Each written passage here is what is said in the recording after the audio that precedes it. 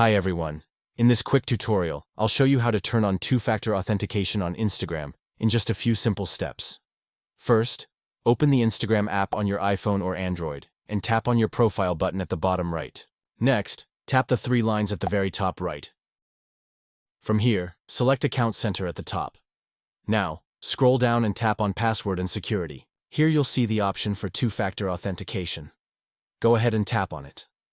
Instagram gives you two ways to secure your account. You can use an authentication app or SMS WhatsApp. If you choose SMS, you'll need to enter your phone number or confirm the one already linked to your account. Instagram will send you a verification code.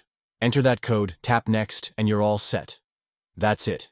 You've successfully turned on two-factor authentication for your Instagram account, adding an extra layer of security.